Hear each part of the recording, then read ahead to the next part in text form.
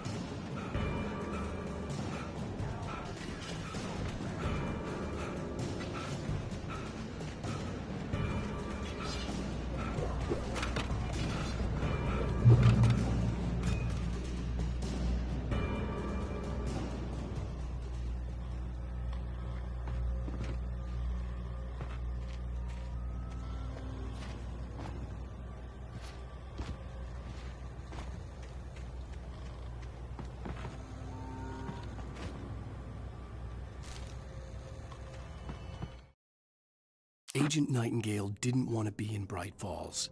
These little communities revolted him, and he didn't like the trees or the coffee. He now knew that impossible horrors lurked behind the storefronts and smiles. He desperately wanted to turn the car around and just drive until he passed out or ran out of road and booze. But he had a job to do. He had a rider to catch, at any cost.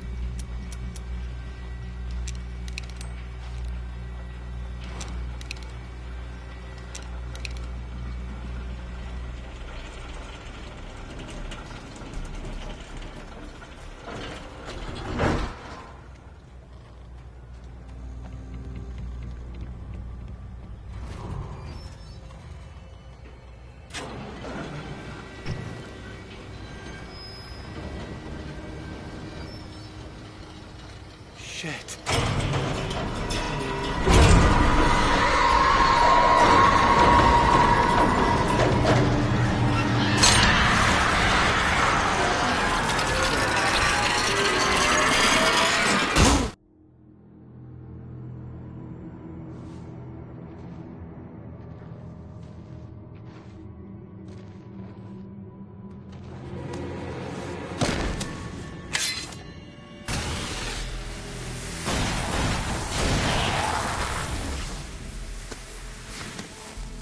Come on, we gotta get moving. More of them coming.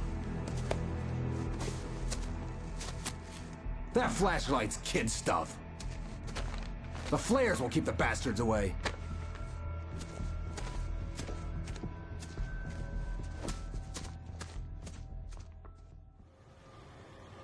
You can see them too?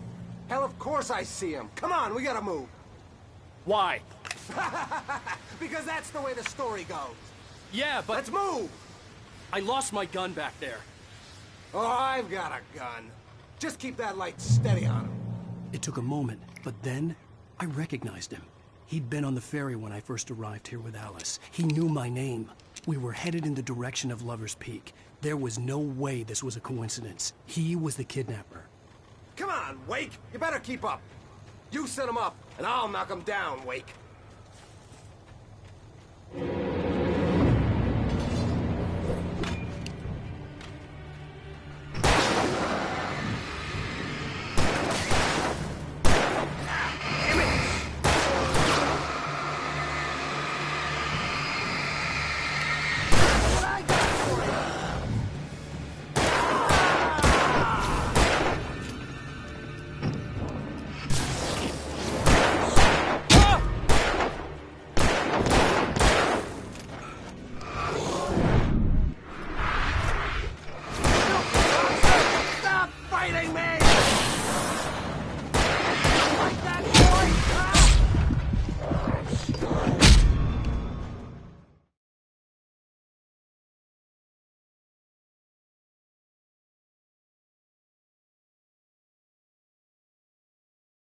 Steady on him.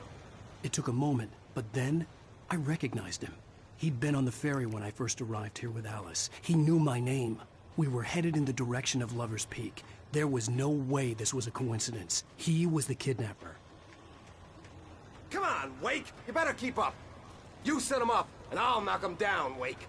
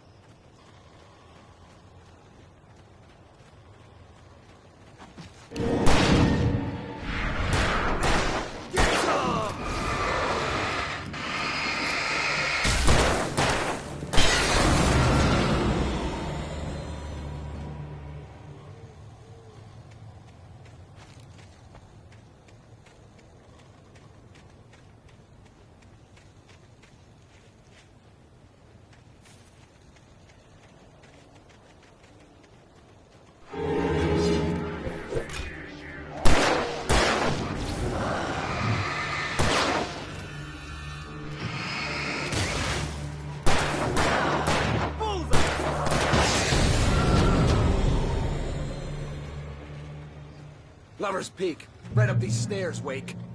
Use the flares from the emergency box to hold them off while I get these boards off. Give me the gun. Yeah, no can do, Wake. Are you kidding? Give me the gun! No time for back talk. Hold them off, damn it. A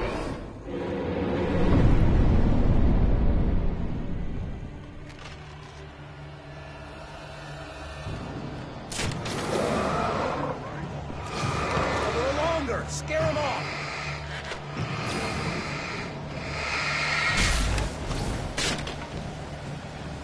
Get some light on those bastards. That'll keep them off us.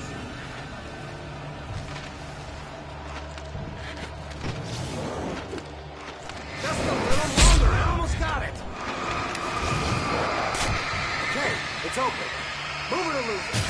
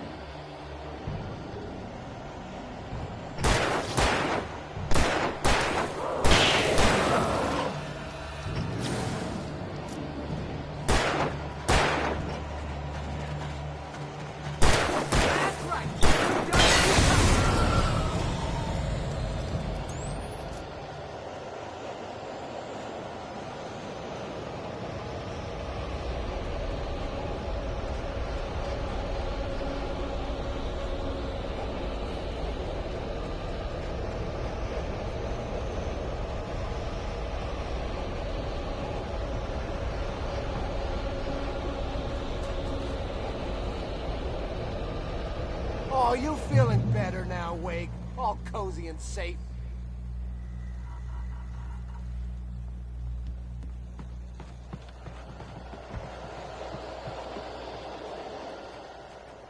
Better get ready. They'll be on us soon.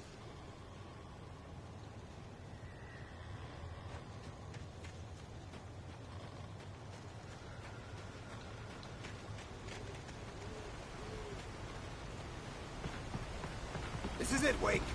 Last stand. There's more flares here. Get ready. We fight them as long as they keep coming. Give me the goddamn gun! They're coming! That's not how this goes. Get with the program, Wake.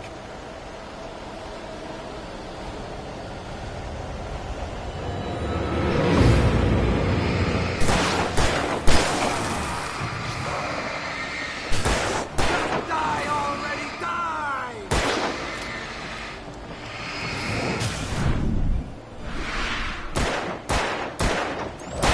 Stop moving! That's what I got for you!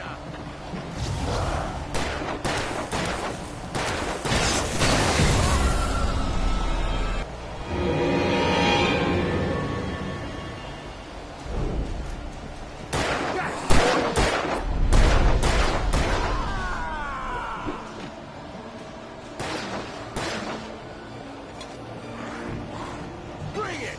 Ah, damn it! Hurt!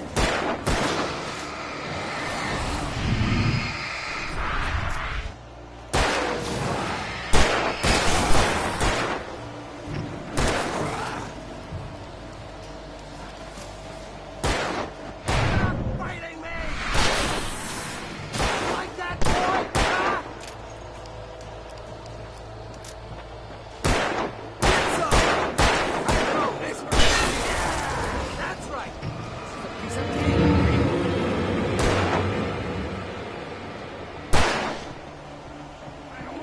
That's right. Just keep coming. Die already, die! Stop moving!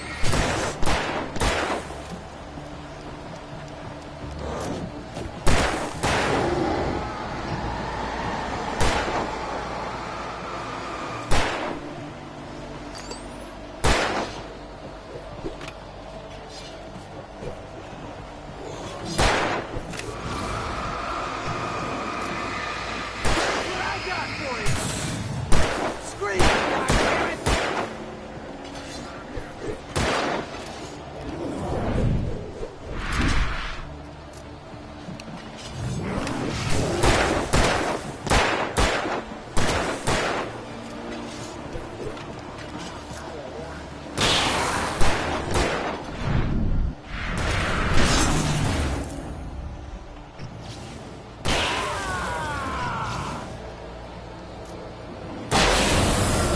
See? Nothing to it.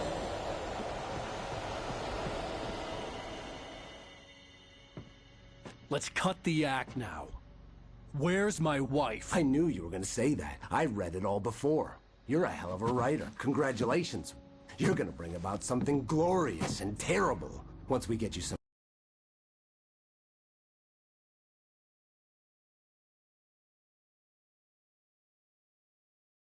proper editorial control. What the hell are you talking about? Where's Alice? I want the entire manuscript, or she's gonna suffer bad. You touch her and I'll...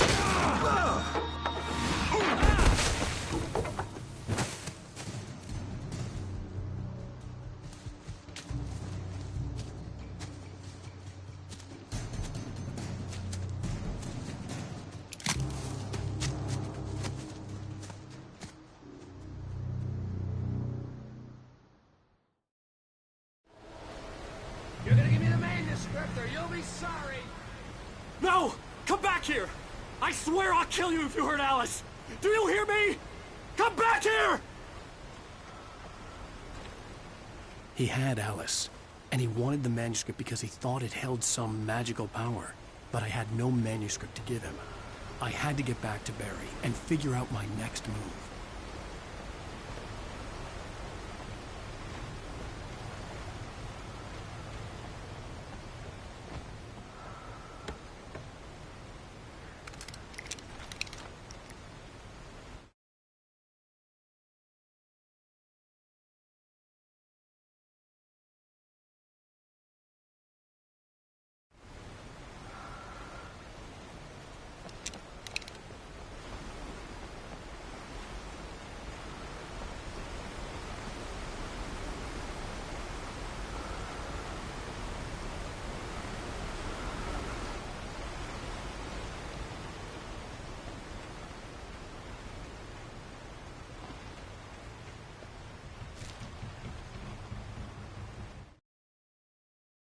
On more than one occasion, Alice had tried to explain to me how it felt to be afraid of the dark.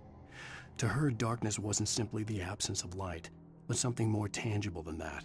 It was something you could touch and feel. Worse than that, it was something with a mind of its own, something malicious and malign. For her, things changed when they were wrapped in darkness. They turned into something else, something foreign, and nothing was safe or innocent anymore. I'd never really understood what she meant, until now.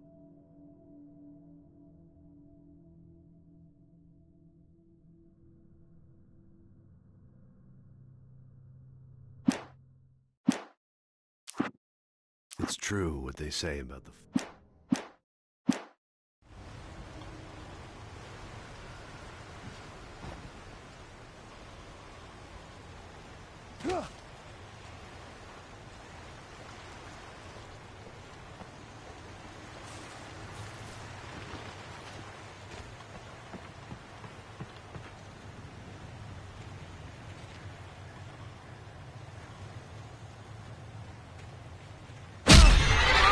What the hell?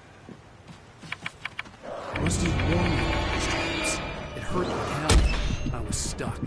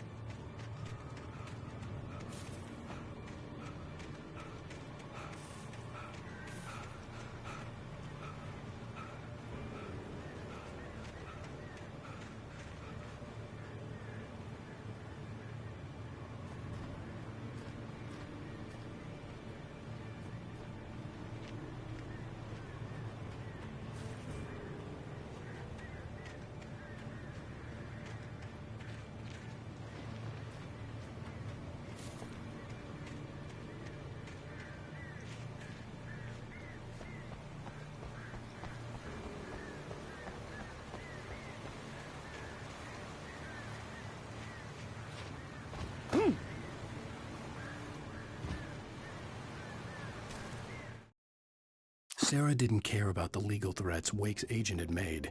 She let Wake go without argument, because there was something about him she couldn't quite put her finger on, something that reminded her of her father. She didn't think Wake would hurt his wife.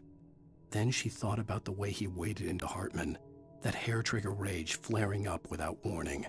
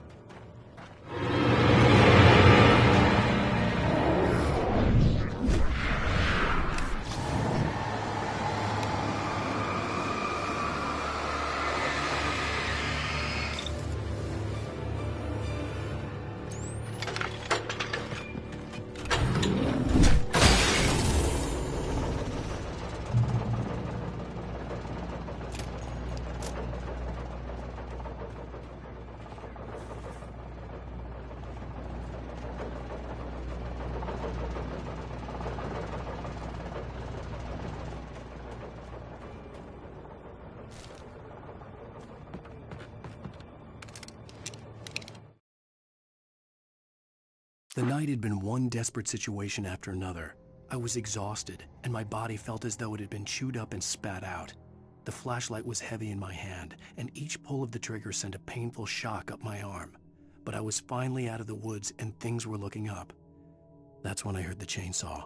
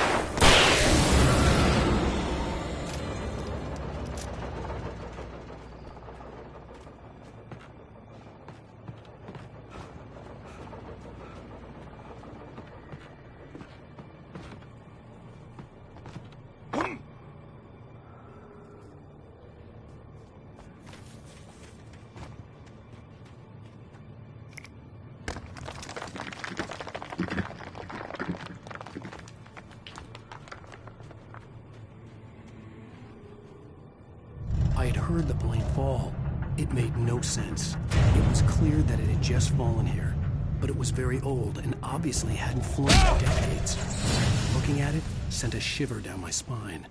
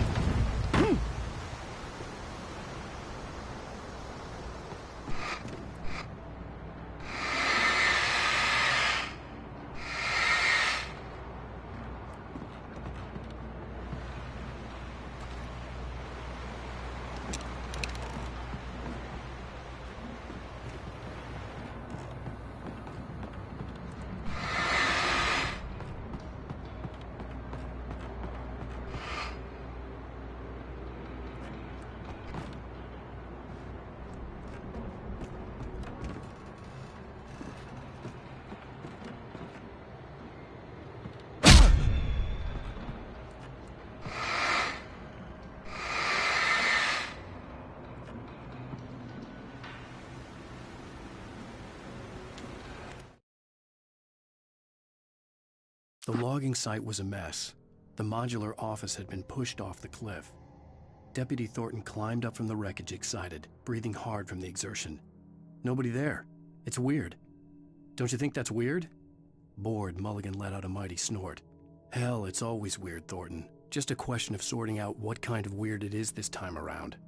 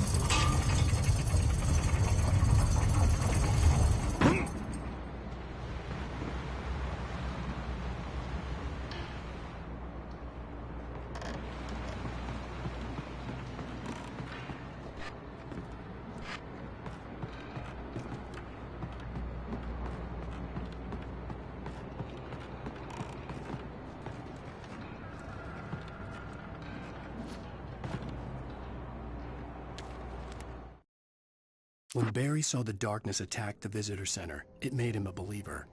The men Al said he'd shot, they hadn't been just locals on crank. Somehow the world had changed, like the channel had been switched without warning. You think you're watching a sitcom, and you're really watching a horror show. When the birds started attacking the cabin, Barry wasn't surprised, just terrified.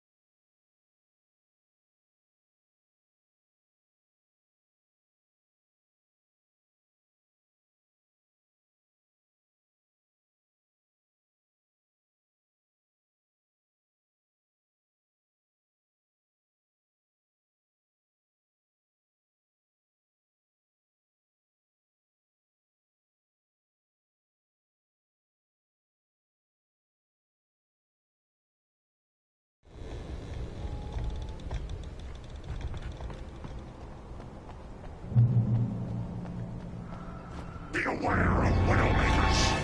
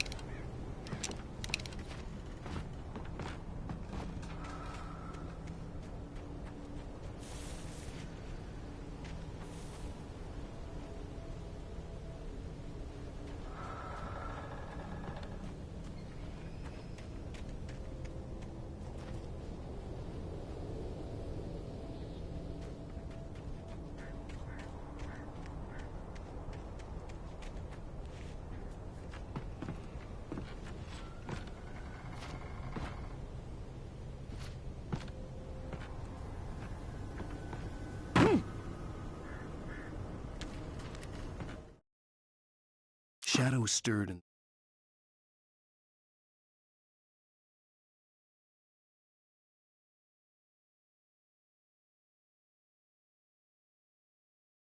too swiftly to be natural. Darkness gathered between the trees and melted again to reveal the Taken. No natural path had brought them here.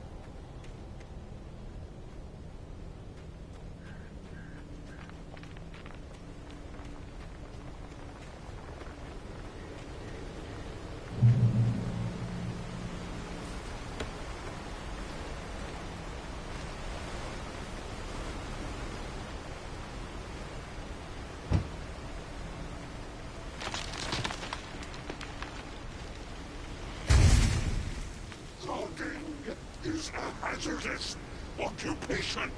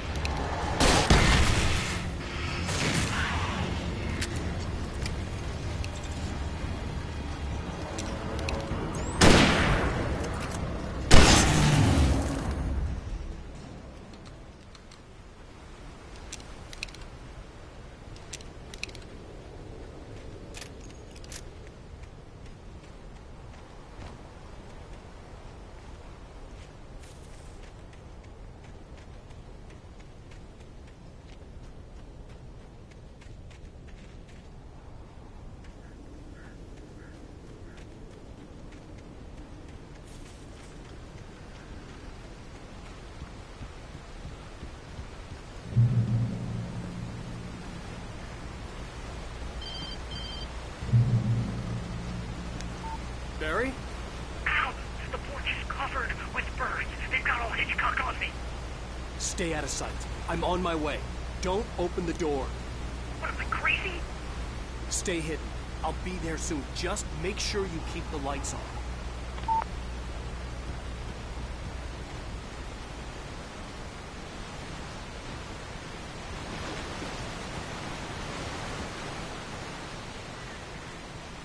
I still had to reach Barry at the cabin, but at least I was out of the woods.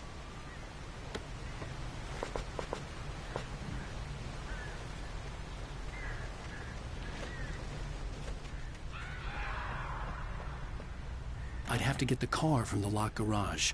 It would get me back to Barry faster, and the headlights were a welcome bonus.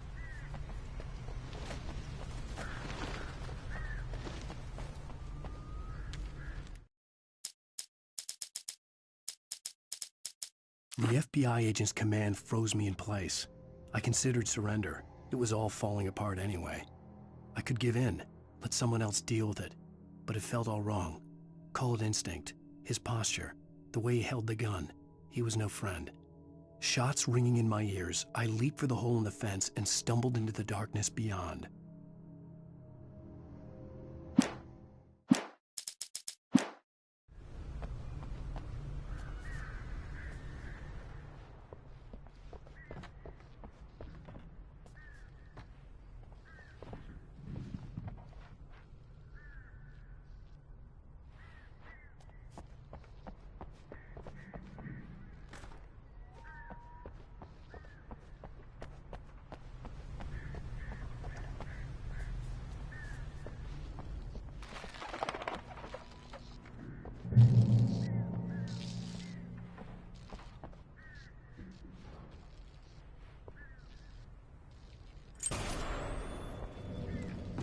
A story is not a machine that does what you tell it.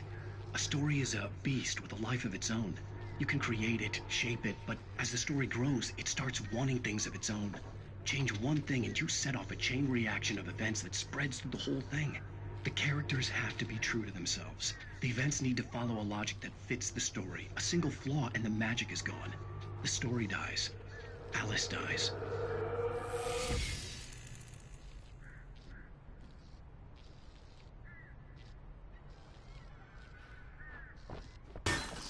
You can harm nature and yourself.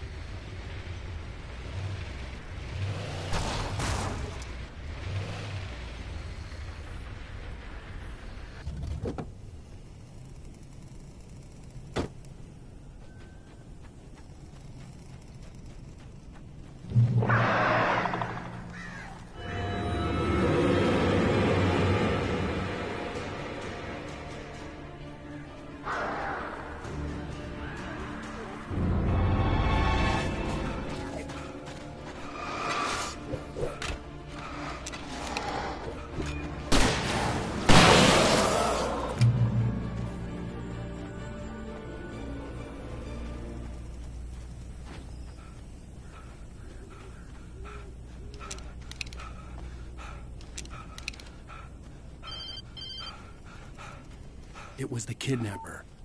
You son of a bitch! Where's my wife? Enough horseplay, Wake. You deliver the manuscript, and you can have your woman back. Simple as that. I don't... Listen. I'm gonna need time to finish it. I still need to write the ending. I need... a week. It's not done. I need a week. 2 days. The old Bright Falls coal mine is nearby. You can find it easy, city boy.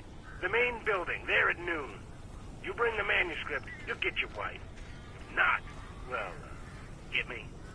Yes, I get you.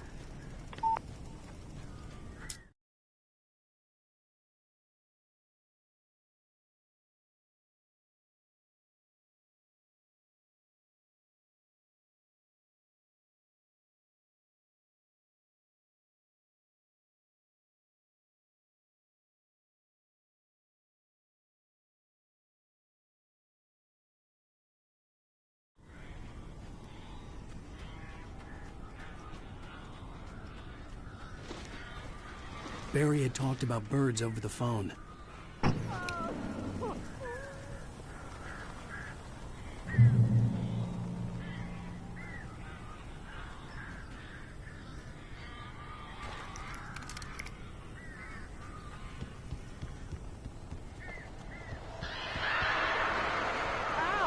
Ow! I am so glad you're here. A couple of them got in here before I blocked the chimney.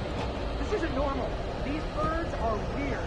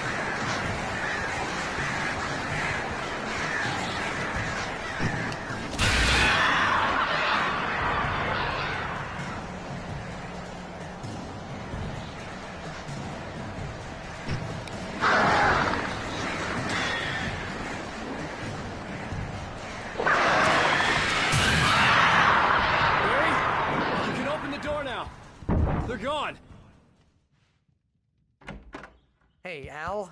I'm sorry for thinking you were having a psychotic episode, man. I sent Barry to the town to ask around about a man fitting the kidnapper's description. He'd go through the archives of the local paper. Perhaps he could learn something. Anything about the island and the cabin that had disappeared. The man wanted a manuscript. I had to try to write him one to get Alice back.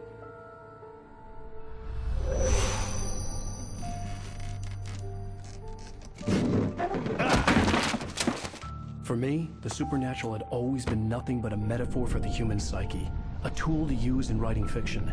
Now, it was happening for real, and I couldn't put a single word on paper.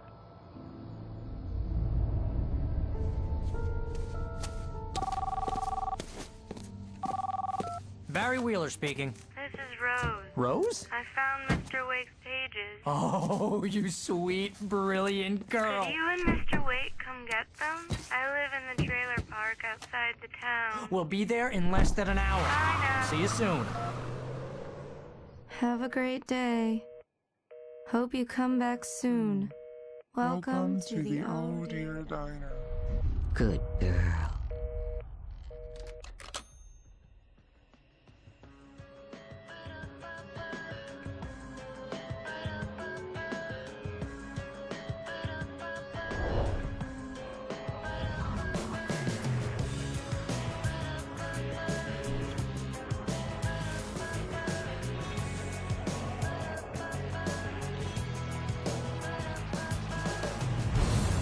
Come here. Pretty please, can you tell me where I am? You want to say something? I need to get my bearings amongst, and the shadows keep on changing. And I'm haunted by the lives that I've loved and actions I have hated. I'm haunted by the lies that wove the web inside my haunted head.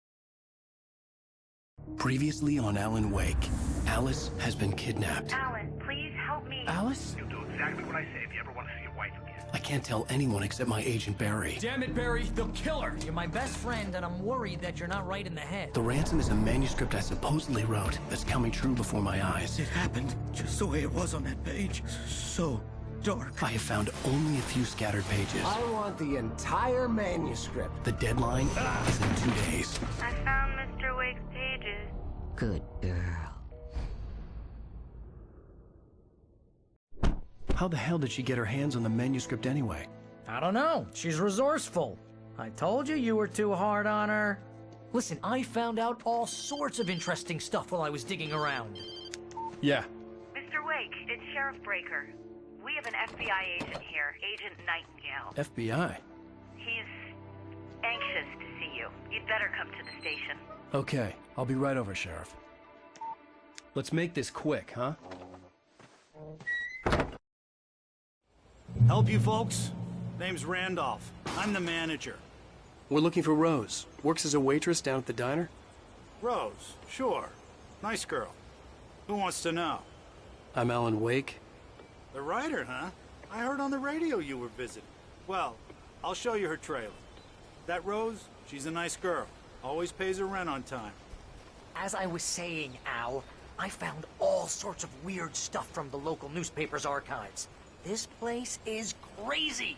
Disappearances, mysterious deaths, urban legends come true, and, get this, most of this stuff takes place around Cauldron Lake. Well, you ain't wrong, mister. The Indians thought the lake was a doorway to the underworld. I'm the God-fearing type myself. I don't hold with that sort of thing. Yeah, okay. Anyway, there was an island there owned by a guy called Thomas Zane. Now, some of the articles I found about him make him out to be a famous writer, but I ran a bunch of searches, couldn't find a single thing he wrote. Zane was heavily into diving, so much so that the place came to be called Diver's Isle. But the volcano under the lake erupted in 1970, and Zane went down with the island. Yeah, how about that? It was there in the morning, as if it had fallen from the sky. But it would take a tornado to lift something like that. We're damn lucky it didn't crush any of the trailers.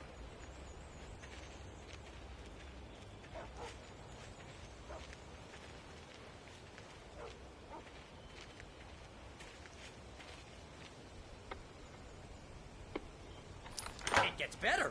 A local girl, Barbara Jagger, drowned in Cauldron Lake just a week earlier. They were lovers.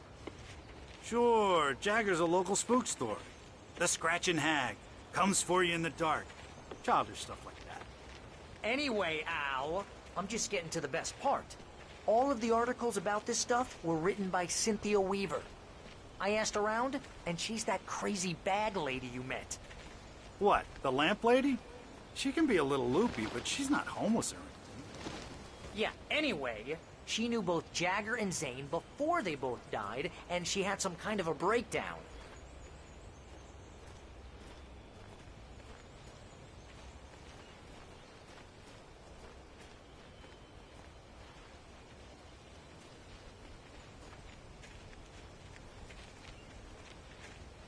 Well, mister, this here's Rose's trailer. You mind me asking what you want with her? We're just here to talk to her, pal.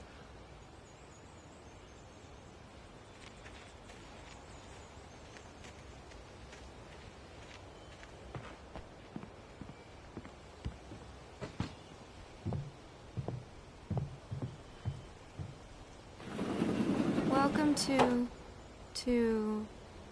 Oh dear. Mr. Wake. I'm so glad you're here. Rose, you have my manuscript? Oh. Oh, yes. Yes.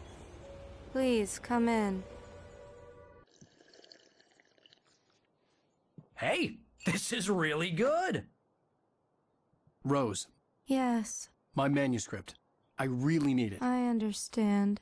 I know what you need. A muse to inspire you. Oh, for Barry. She doesn't have anything. Yeah, hey, Al? Al, what's... Oh... Barry! What?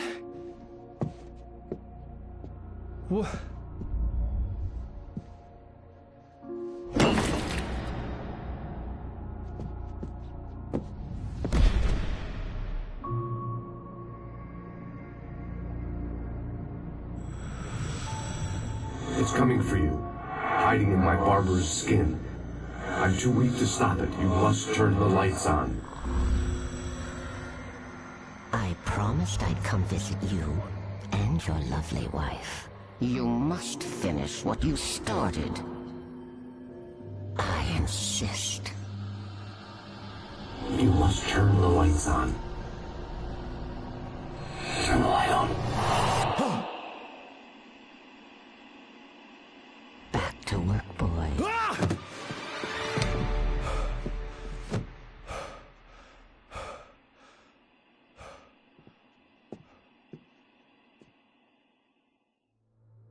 I felt nauseous, hungover. Only anger kept me going. I can't tell reality from dream anymore, but it seems I have an imaginary editor to help me. She's an old woman in a funeral dress. I call her Barbara Jagger. She's very strict. I'm writing faster and faster. My manuscript is being heavily revised. The edits are getting very aggressive, and each day there's less of me and more of her. I hate it, but I know she's right. She promises me I can save Alice this way. She knows more of this than I do. About the complex incantation I'm attempting. About this place. She's worked with another writer under similar circumstances, Thomas Zane. The genre of the story seems to be shifting. It's turning into a horror story. I'm getting close. I can feel it.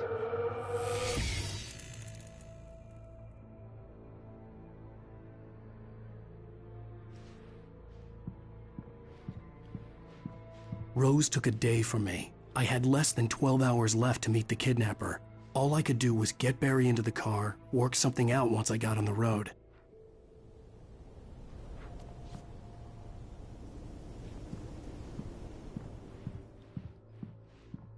Barry was out of it. He was way too heavy to carry. You're right. I deserve more money.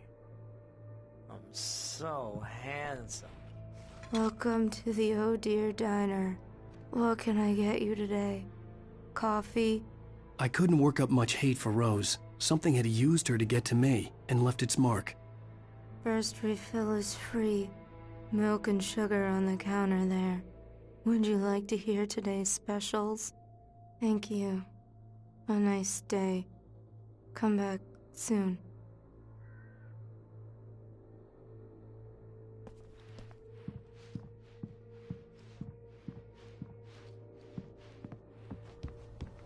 My gun and flashlight were gone.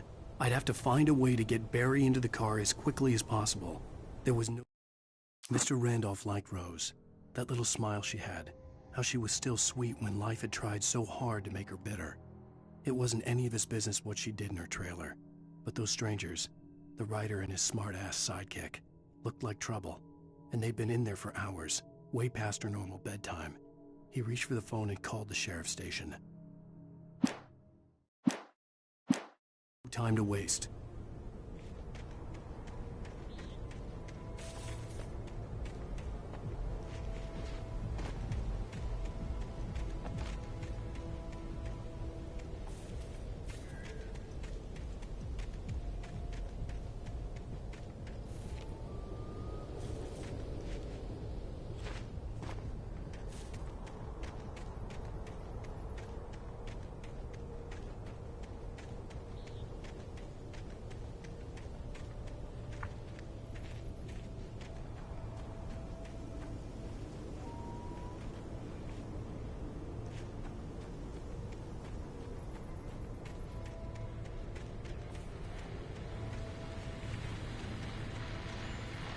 I just stepped outside to catch a breath of fresh air. Let me tell you, the weather's getting heavy. Nights like this make me especially glad I'm here talking to you and not home in bed. Once the weather takes a turn like this, I can't sleep at all. It's all tangled bed sheets and dark thoughts, punctuated by the occasional plunge into nightmare. Is it just me? Well, perhaps it is. But I hope I can make the night a little bit easier to get through. Caller, you're on KBF FM. Hey, Pat, it's Walt Snyder. What's on your mind, Walt? Well, I ain't the way you are, but, I can't sleep either, you know? I just been staring out the window here, trying to make sense of it all, but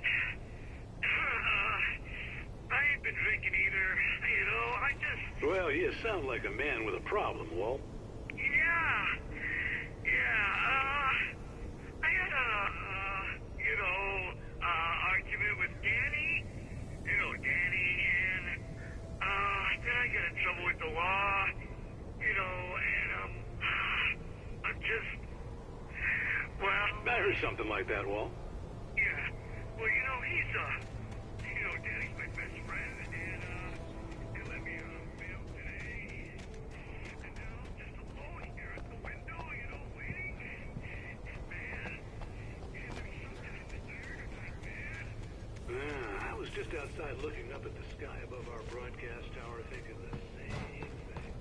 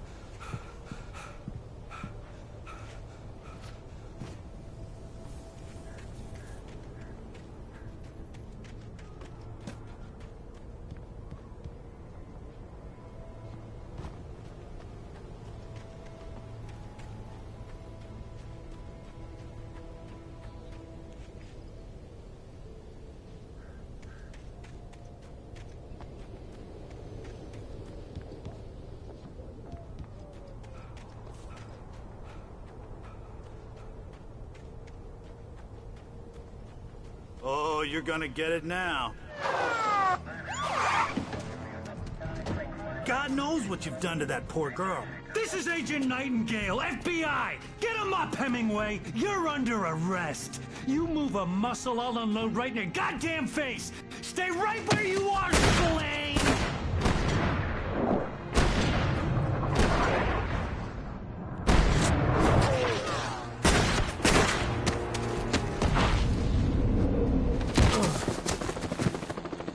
What are? I'm standing right here, you goddamn maniac!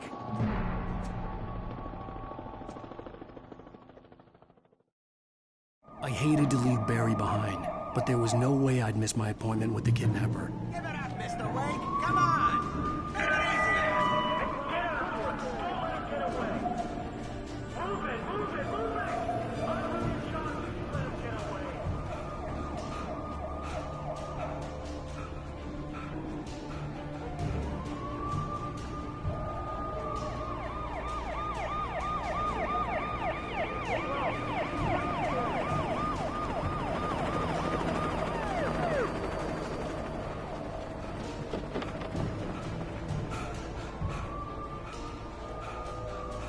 Stop running! Please!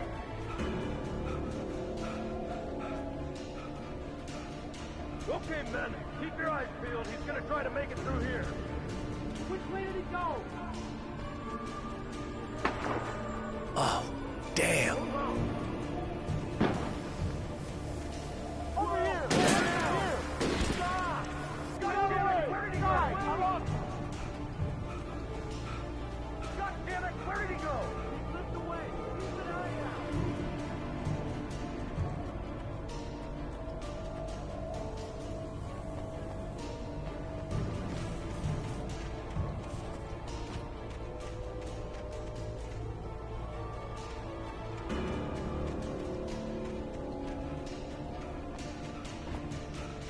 He's gone!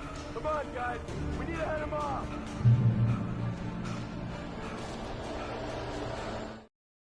For decades, the darkness that wore Barbara Jagger's skin slept fitfully in the dark place that was its home and prison. It was hungry and in pain. It dreamed of its nights of glory when the poet's writing had called it from the depths and given it a brief, terrible taste of power and freedom. The rock stars had stirred it from the deep sleep the poet had sunk it back to in the end. When it sensed the writer on the ferry, it opened its eyes.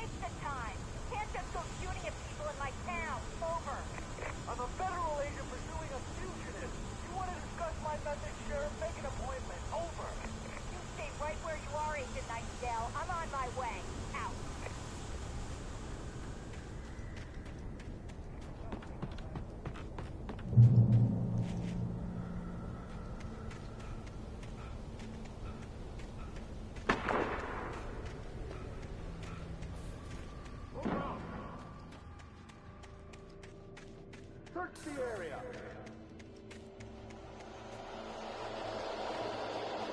Stay sharp.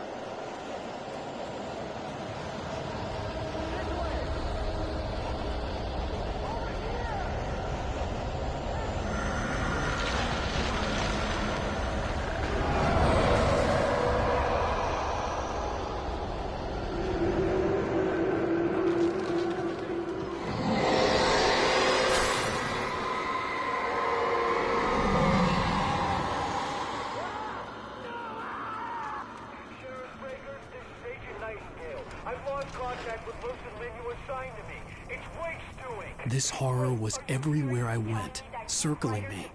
The cops didn't stand a chance. They were after a writer, not a monster. He's the guy we're chasing. If it's not him, who then? Bigfoot? Over. I don't know yet, but I'm not in the habit of jumping to conclusions. That tends to come back and bite you in the ass. Out.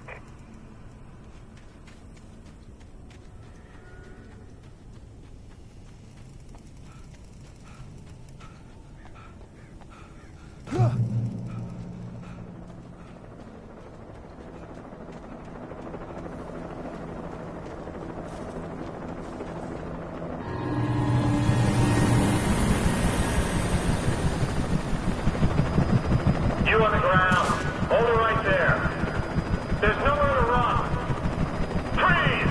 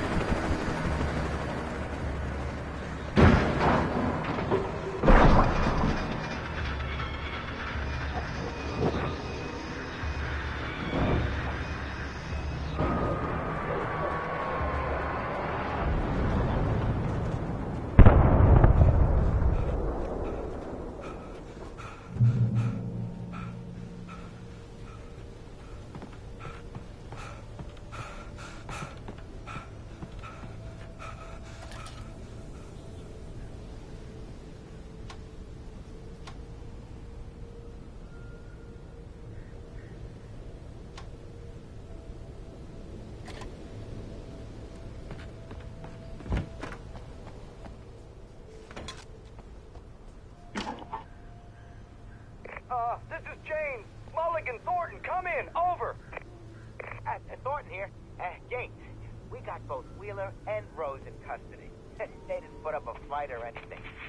Why, they were... Hey, what are you doing? Come on! Sit down and give me that. James, Mulligan here. Over. Go ahead, Mulligan. Over. We got Wheeler and Rose here. Wheeler's drunk or hopped up on something. Speaking of which, that Fed had a pretty distinctive whiff of Otis Scotch about him, if you know what I mean. Over. I don't have anything on that, Deputy Mulligan. Over. Well, whatever. Anyway, Rose is just being plain weird here. You better get Doc in to take a look at both. Over. Gotcha. You better get them here quickly. The, Fed's gonna want to interview Wheeler. Over. Oh, yeah, I'll bet it does. Looks like they have a lot in common. Mulligan out.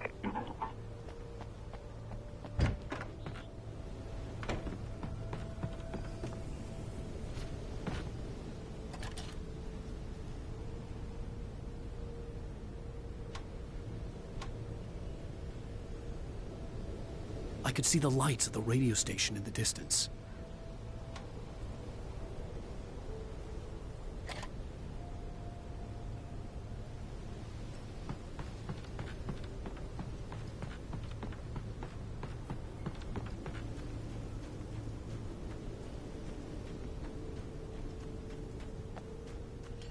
I imagined that the broadcast tower in the distance was part of the local radio station. Maine seemed like a decent guy. Perhaps he could give me directions to the coal mine.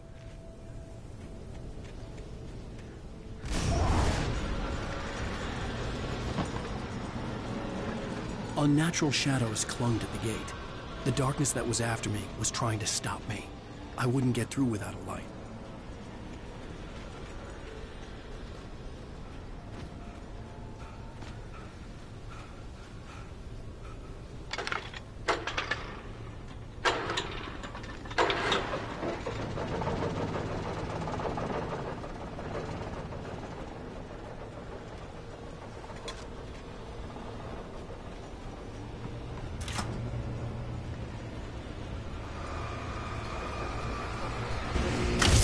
generator conked out.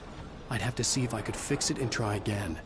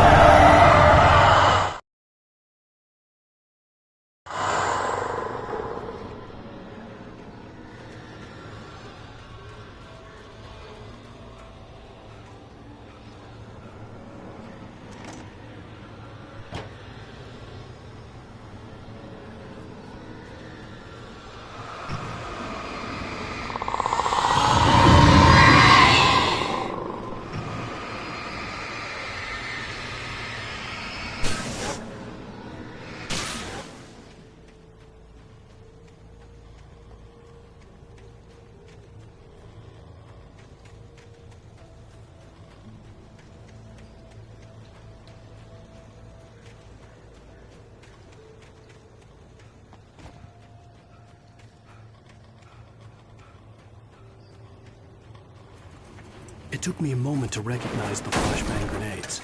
They were an ideal weapon for my situation. Team 1, come in. Over.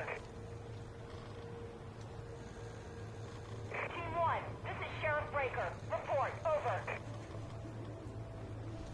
Team 2, come in. I need a report. Over. Come on, guys. Talk to me. Come in, please. Over.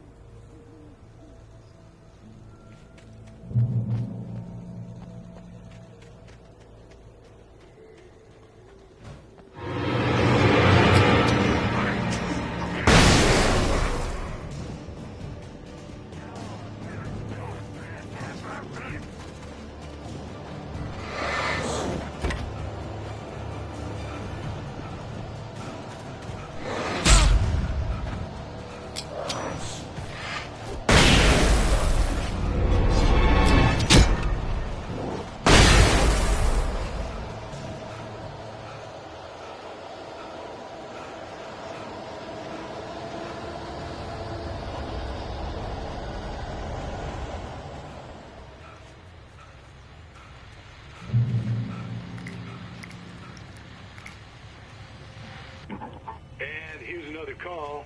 You're on KBFFM with Pat Maine. It's Milt Peabody, Pat. What's on your mind, Milt? Well, I live near the trailer park, Pat, and there's a big ruckus going on over there. Well, that's just up the road from me, too. What's going on, do you know? I don't know, but there's a bunch of police cars there, lots of sirens, a helicopter buzzing around, and I think I heard some gunshots. Gunshots? Yes, sir, like from a pistol. So can you find out what's going on? Because it's just next door and they're popping off guns there. They're still shooting? No, it was maybe 10, 15 minutes ago. It sounds serious, Pat. I'm telling you, it don't sound like no party. Well, I'm certainly going to give the station a call, Milt. Okay. You'll hear it here as soon as I hear from them. Okay, thanks.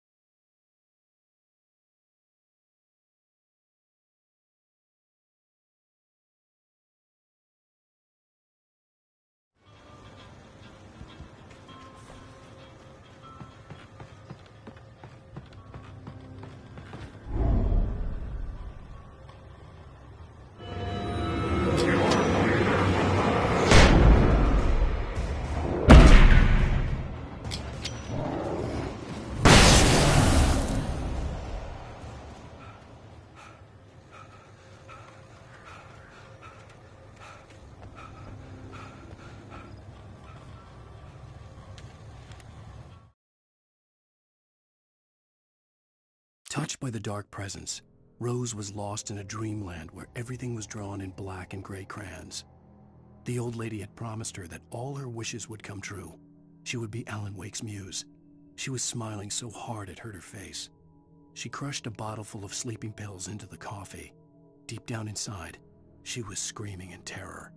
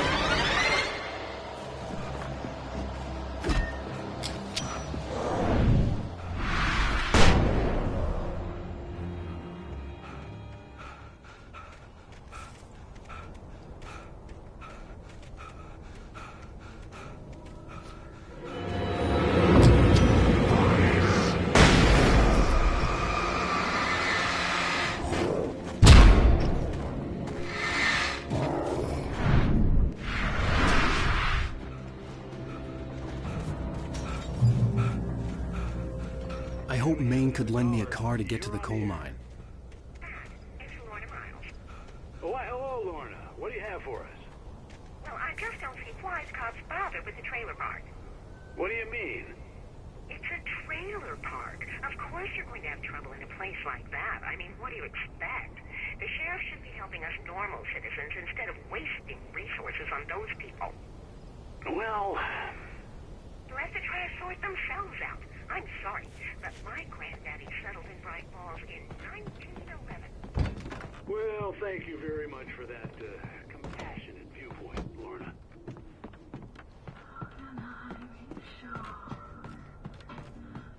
Oh, here's a little surprise. The famous writer Alan Wake just walked in. Folks, I'm going to see if I can talk him into an interview. Come on in, Mr. Wake. Oh, I'm so glad you could find the time to do this, Mr. Wake. Nowhere to run now, Dan Brown. You back away from me. Don't hurt it. Whoa. Everyone calm down. Put the gun down. We're all friends here, right? Cool your jets, Nightingale. We got him. Judas Priest! What the hell's the matter with you? There's a civilian in there.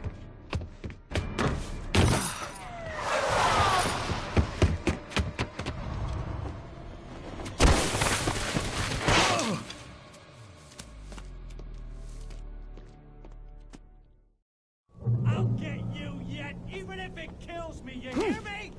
You hear me, H.P. Lovecraft? I had fallen off so many cliffs it was ridiculous.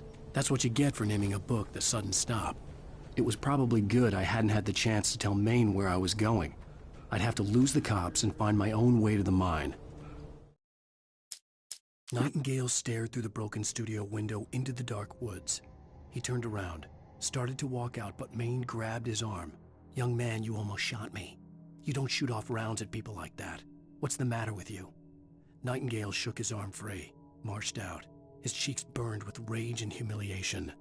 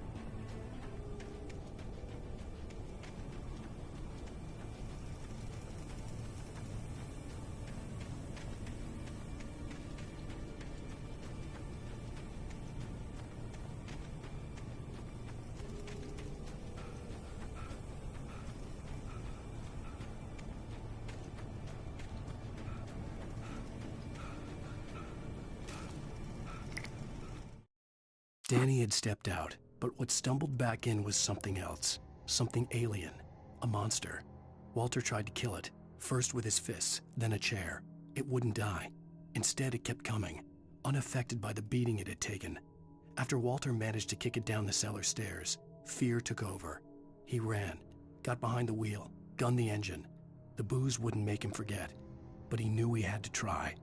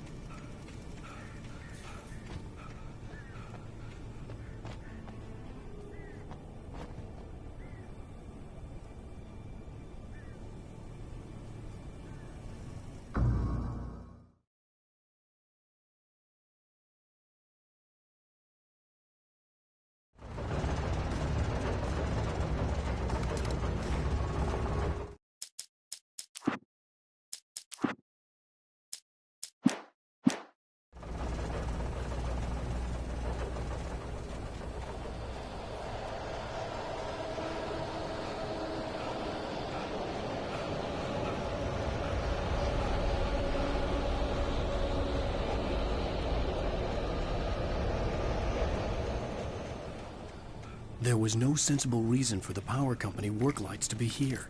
It was almost as if they'd been left for someone like me to use.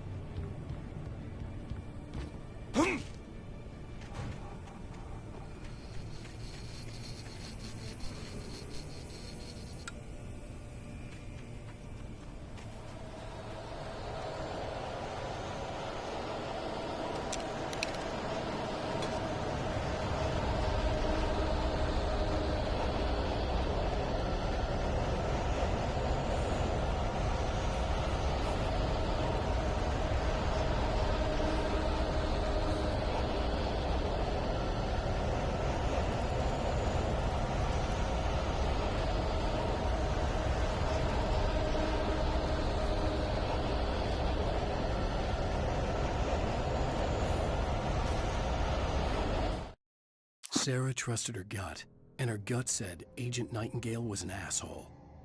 He felt wrong, and it wasn't just the smell of stale booze. It was in the way he flashed his badge, pulled rank, the look in his eyes when he wanted answers. Where was Alan Wake? What was this about an accident? Where was his wife? And most importantly, why did she let Wake go? He wouldn't answer her questions. Federal business was all he'd say.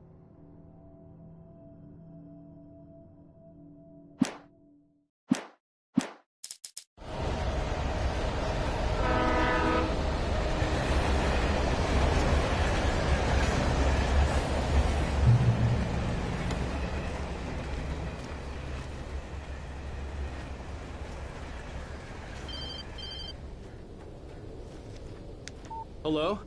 The most stubborn man I've ever met. Alice? Alice? Alan, I'm so afraid. He keeps me in the dark. Please help me. I look at you, Alan, and it's not you. It's something else. Looking out from behind your eyes. Alice, I'm here. I'm so alone here. It's all gonna go to hell. You need to be careful. Cooperate. The connection had been terrible, but that wasn't the only thing that hadn't been right with the call. She sounded wrong somehow, but she had called me. The pipe wrenched itself loose from the bridge's steel framework. Wrapped in darkness, it floated in midair, twitching. For a moment, I didn't understand what I was looking at. The heavy object lurched at me with impossible force. I threw myself out of the way, but just barely. When I turned my flashlight on it, it shook in a dark rage before it flew at me again.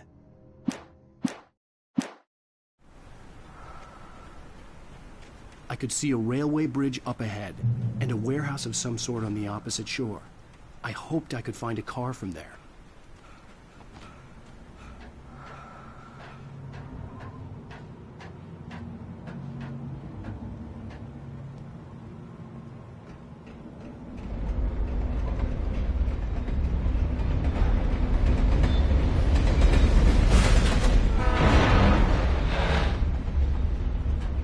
The darkness that was pursuing me was growing stronger, and it was taking over everything in its path.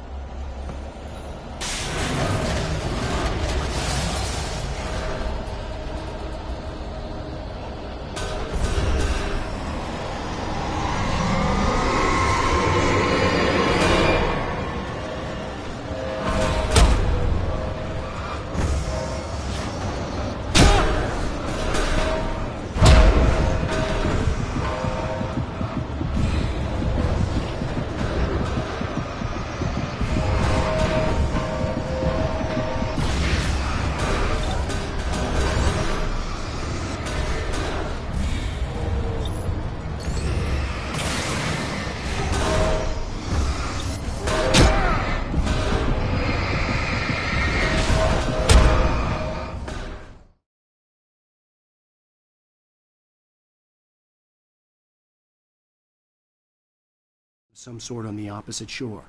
I hoped I could find a car from there.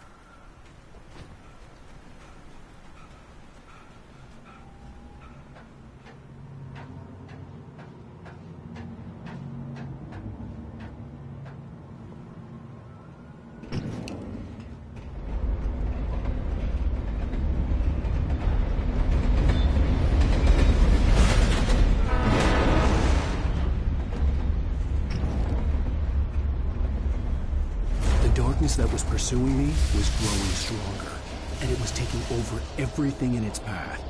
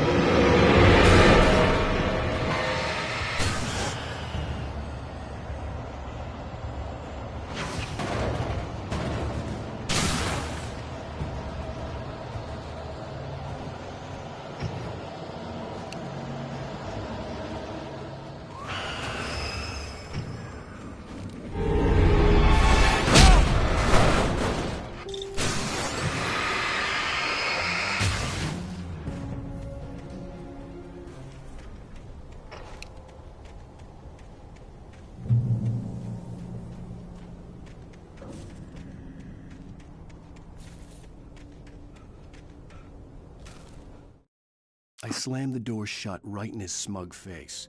He pleaded for me to open the door. True to form, the asshole actually thought I would obey. I had no sympathy left, no guilt either, not for him. I took a moment to savor the scream. I bet I had a smile on my face. It was all that I had time for. The dark presence was inside the lodge with me.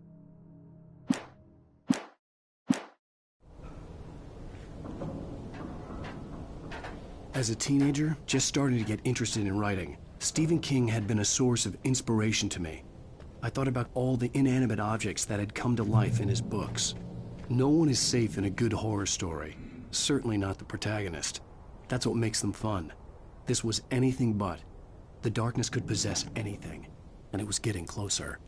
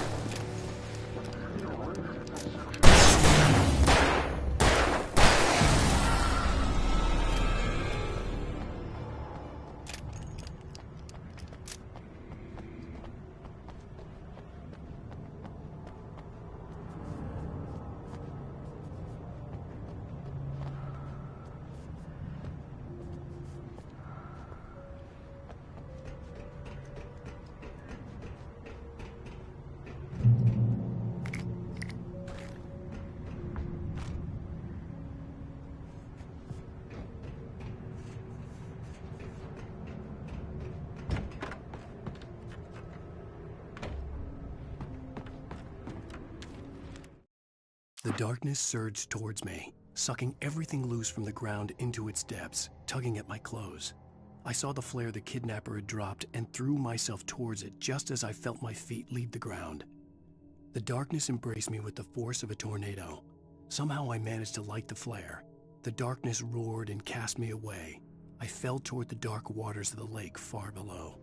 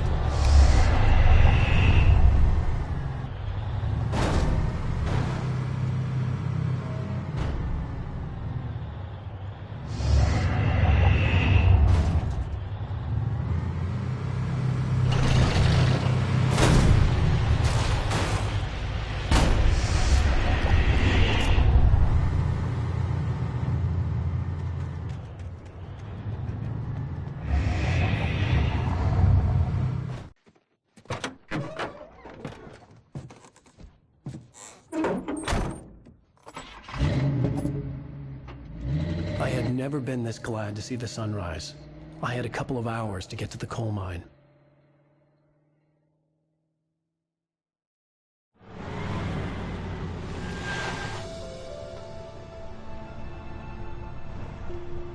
The coal mine wasn't far now.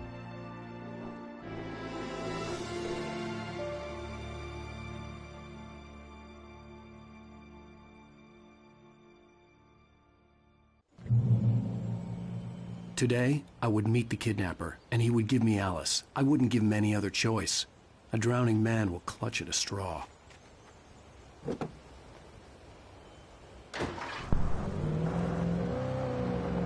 Little by little, without realizing it, I'd come to believe that the story in the manuscript was coming true. The current of its narrative had taken me deeper and deeper into dark waters. Alice had been taken from me. Barry was probably in jail. I was a fugitive from the FBI. The whole world taken over by the Dark Presence was trying to destroy me. It all felt real, but it matched a textbook case of insanity.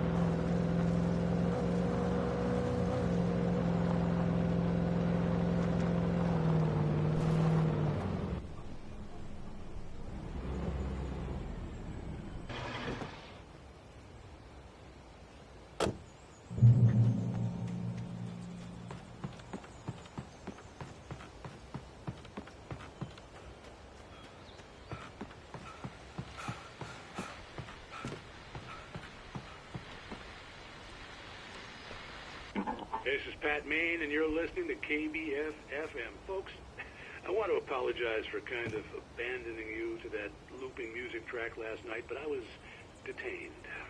You see, I encountered a big-shot G-man with an itchy trigger finger who could use a lesson in manners and a boot in the ass. Not necessarily in that order, either. Now, folks, I know I'm not being very informative here, and I apologize for that.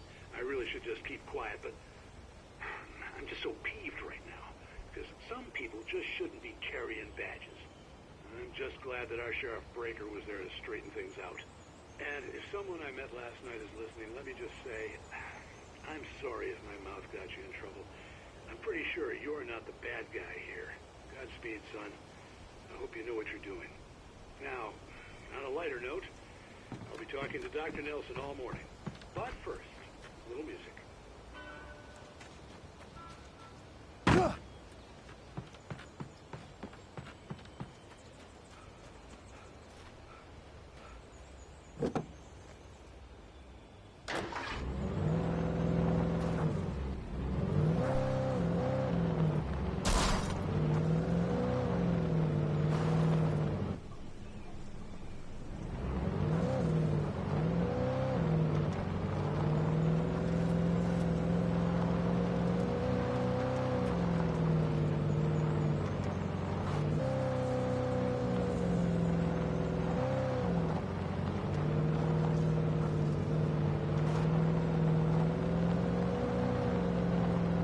I was early. I was supposed to meet the kidnapper at noon in the main building. The coal mine was quiet. It was a museum now.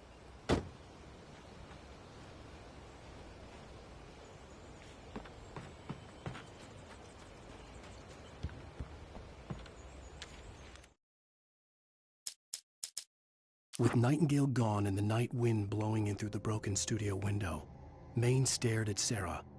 The sheriff looked away. Maine's voice shook with barely controlled anger. That boy's doing more drinking than thinking. I hope you know what you're doing, Sarah. He's got a sickness in his eyes. You take my word for it. He wants Wake for a reason, and it's not for anything good.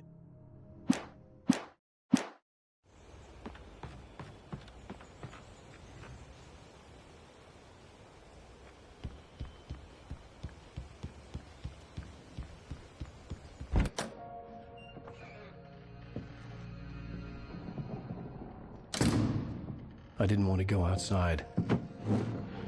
Cops had to be looking for me. The noon sun turned the place into a sauna. The day dragged on.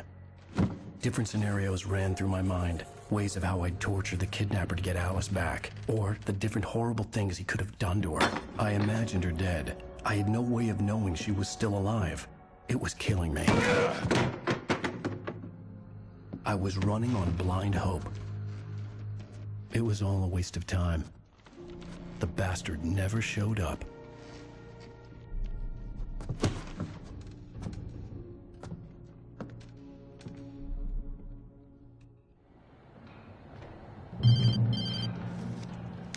Wake! Where the hell are you? Change of plans. You know where Mirror Peak is? It's a big mountain north of where you are. You follow the path from the mine, you can't miss it. There's a lookout point there. I'll be waiting.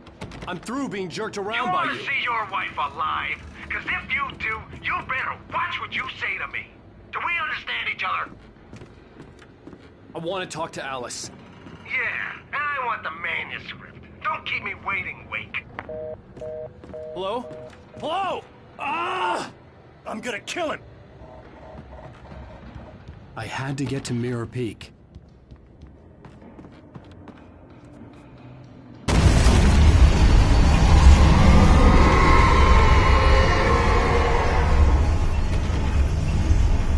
It was close.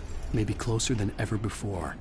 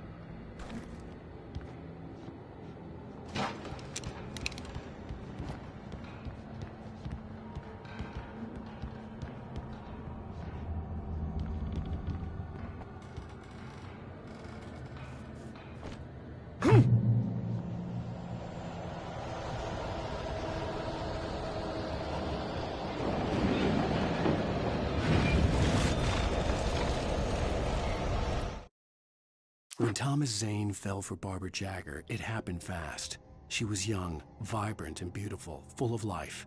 He had never been a very happy man, and without any seeming effort, she had changed all that. Zane felt good for the first time in his life. Everything she did was another piece of a jigsaw puzzle he hadn't even known he'd been missing. And best of all, she made the words flow, strong and sharp. She was his muse.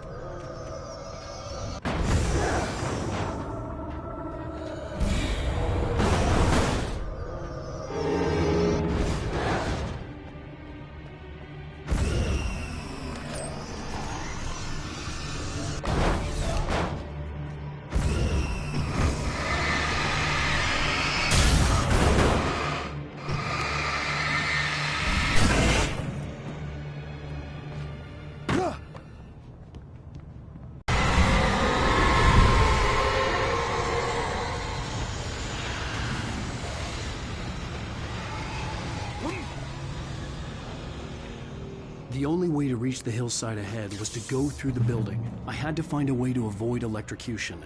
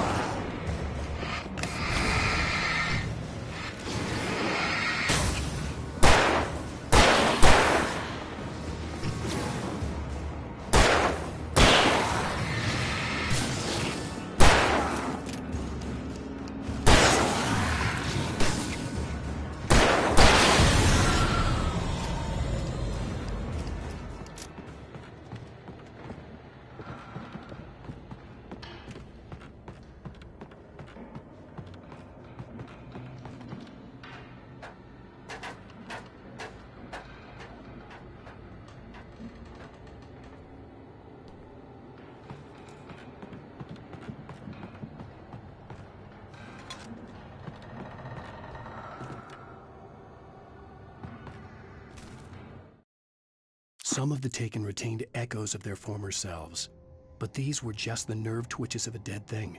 Nothing remained but a shell covered and filled with darkness. In most cases, these puppets were enough for the purposes of the dark presence. But for anything more elaborate, as with the writer, it was different. It needed his mind. And so rather than taking him over completely, it merely touched him.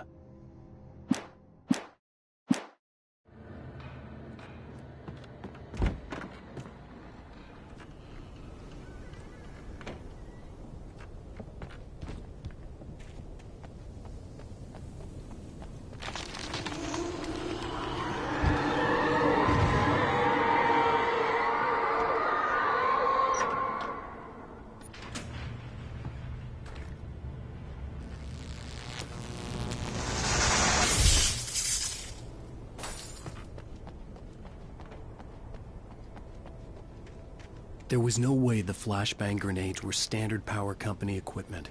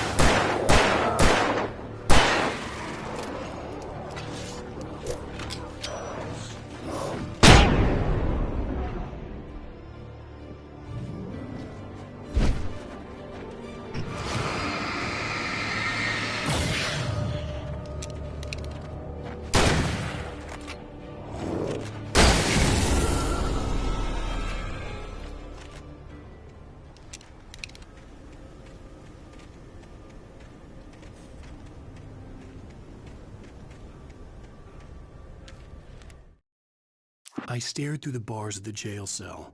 Barry stood behind me, swaying on his feet, looking as ill as I felt. Agent Nightingale stood on the other side of the bars with Sheriff Breaker. Nightingale had a stack of manuscript pages in his hand. He seemed unhinged as he gloated. "Well, I've got you now, Raymond Chandler. It's all here. All the evidence, including conspiracy to murder a federal agent."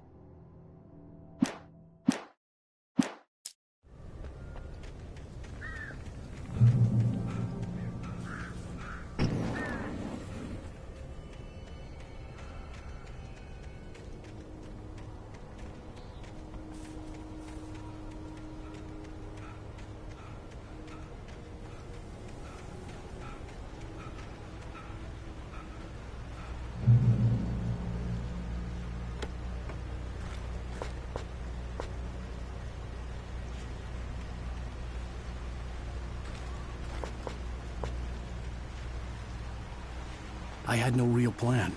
I was going to give the kidnapper all the manuscript pages I had for Alice. If that wasn't enough, I'd hold him at gunpoint and make him talk.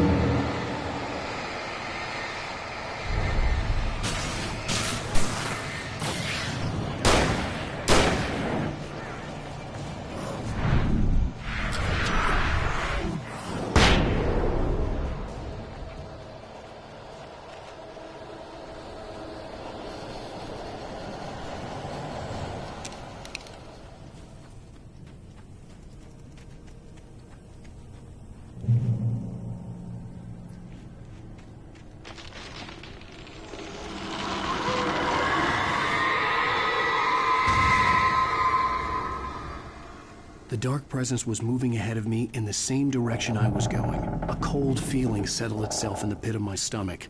Was it going for Alice? The graveyard shift may cause cancer.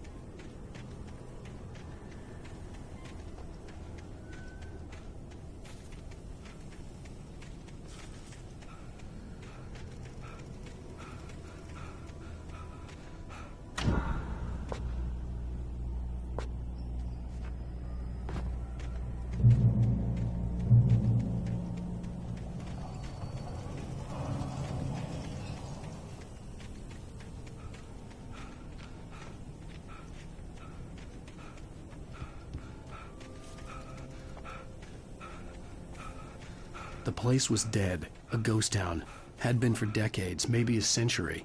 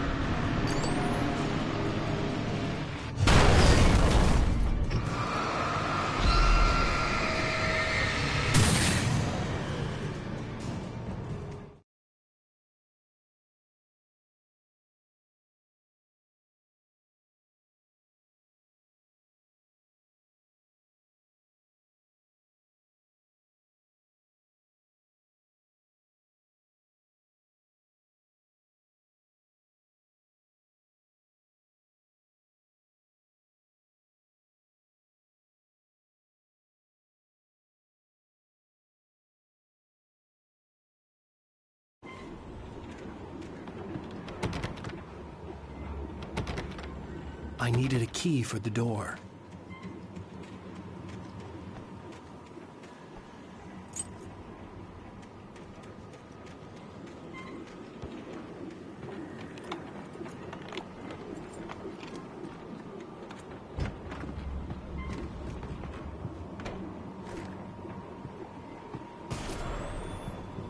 Anything outside of writing is a struggle. I feel ill. I managed to make my way downstairs. There's a shoebox filled with books and papers by Thomas Zane. It's very hard to focus, but I managed to read some of it. He's a poet, and a good one. He writes of muses and creators summoning fabulous things from a magic lake, using his powers to shape the world of a realm of gods and dreams and demons, dark things that wait for a chance to slip through, wearing the flesh of men as disguise. Zane writes about himself, his girlfriend being taken over by a dark presence, about growing scared of the lake. Zane believes it's a mirror to the gaping void of darkness above, where some Lovecraftian presence lurks. I crawl back upstairs. I'll borrow these things for my story. They ring true. They fit.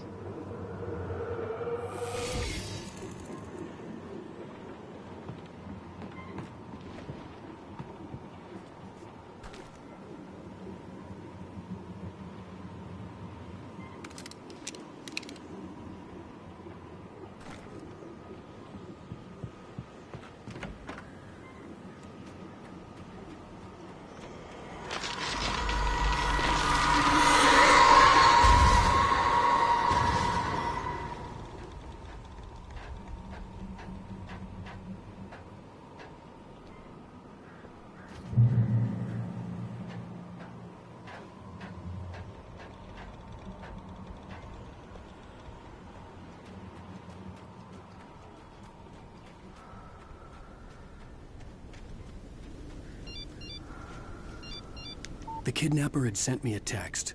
The message was full of spelling errors and insults. It was telling me to hurry up.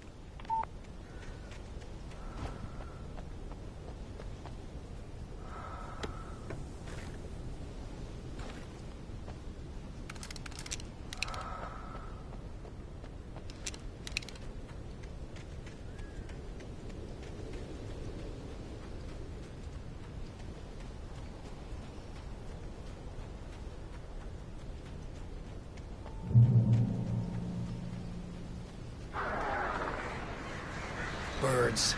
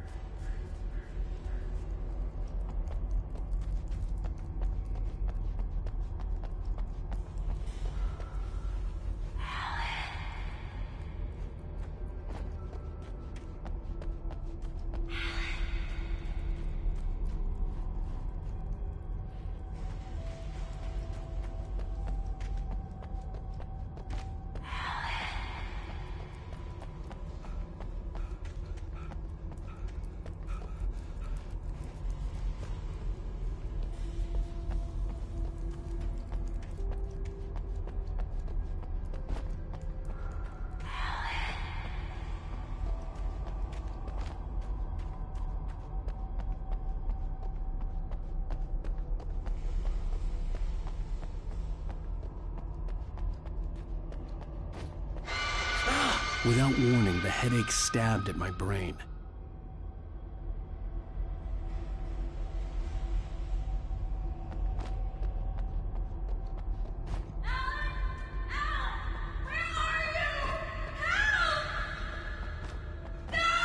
Alice?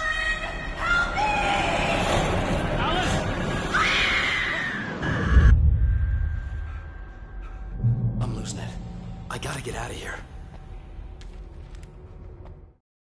The hunters were big, thick-set men, confident and at home in the woods. They were feeling good, running on beer, ghost stories, and camaraderie late into the night. It did them no good, as they were taken by the dark presence, sucked deep into a darkness far worse than any ghost story they ever told or heard.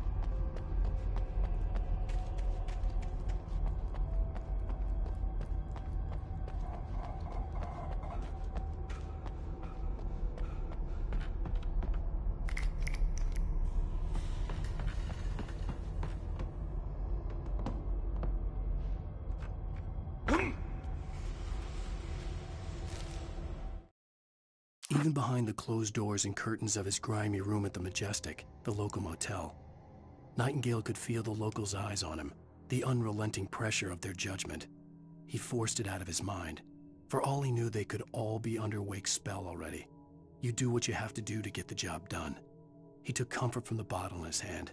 Please, he thought, just let me get through this.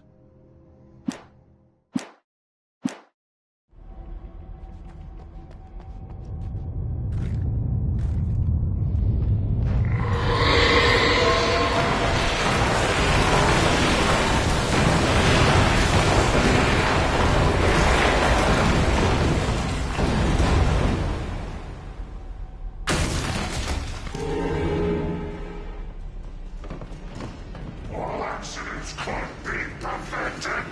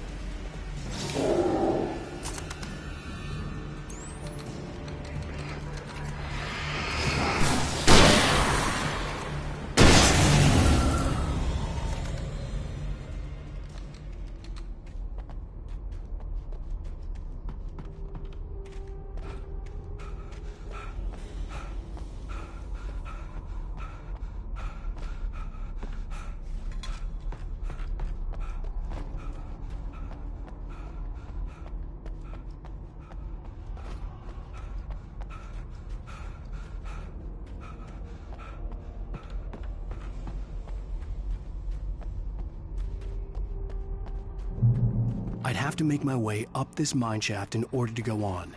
Maybe the machinery could help me with that.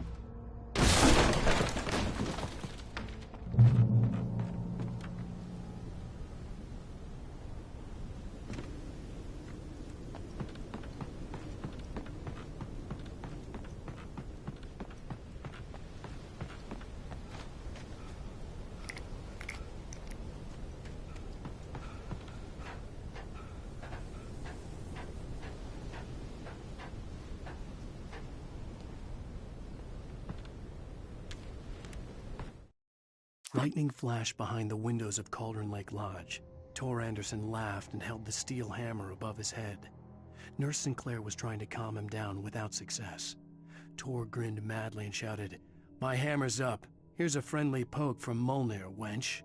He brought the hammer down with all his might on Sinclair's head. "We're on a comeback tour, baby."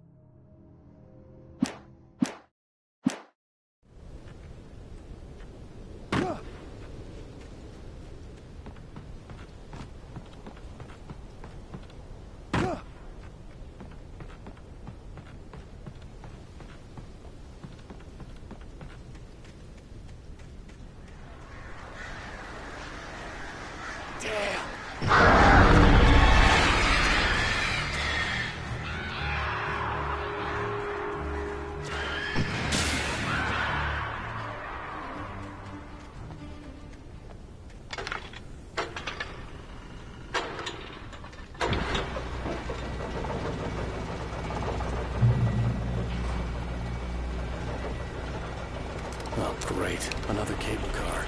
Just great.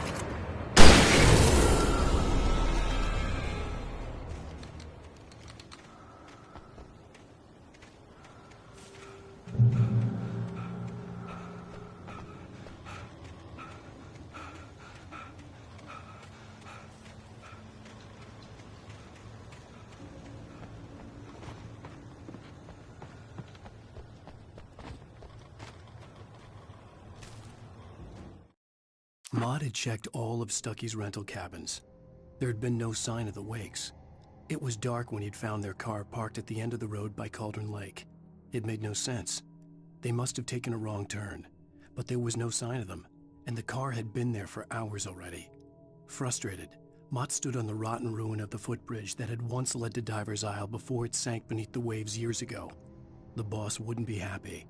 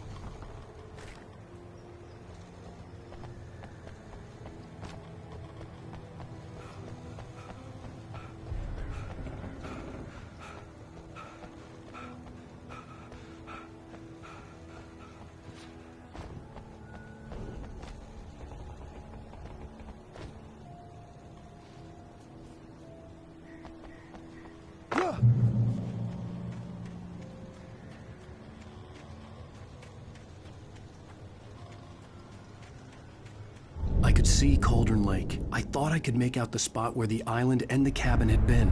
There was a light near it. It had to be a boat.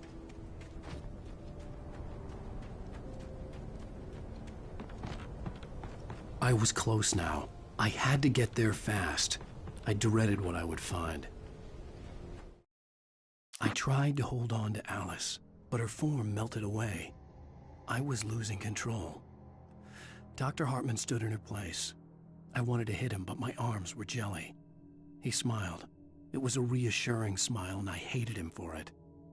I had to give you a sedative. Don't fight it. You went through another rough period. Right now, it's very important that you stay calm. We don't want you to have another episode. You're a patient at my clinic. Have been for a while now.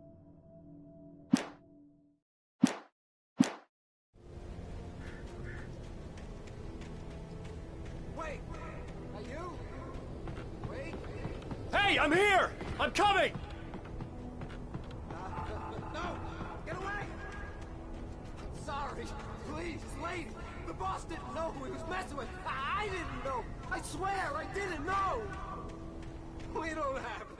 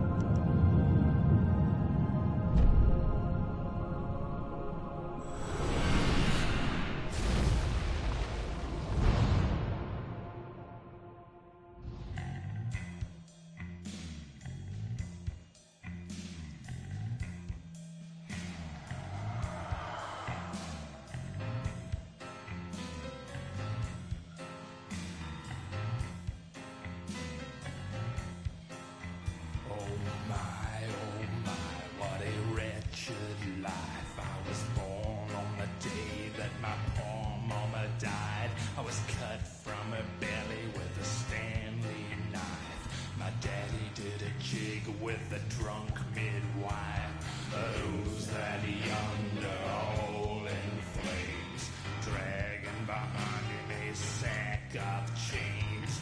Who's that yonder all in flames? Well, up jumped the devil and he staked his claim. Previously on Alan Wake, I'm hunted by the law. Sheriff, Wake's running. I'm giving chase. Are you seriously telling me that writer just took out my deputies? A thriller I supposedly wrote is coming true. The genre of the story seems to be shifting. It's turning into a horror story. I was told that Alice had been kidnapped, but that was a lie. We don't have his wife. We don't know where she is. Her purported kidnapper was eaten up by the dark presence before it attacked me.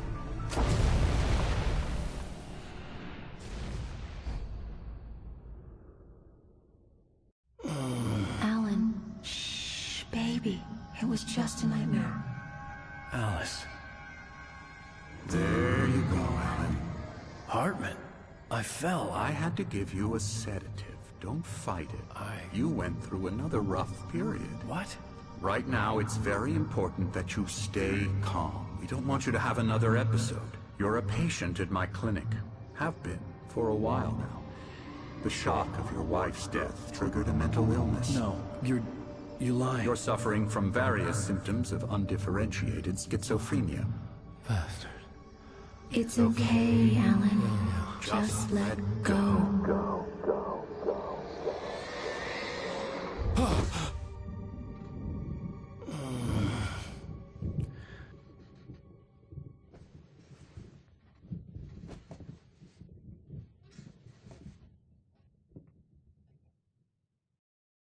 I felt groggy.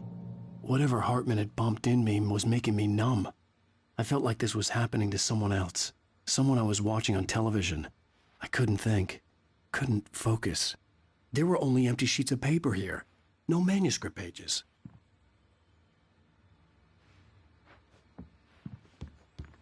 The door was locked. I was a prisoner here.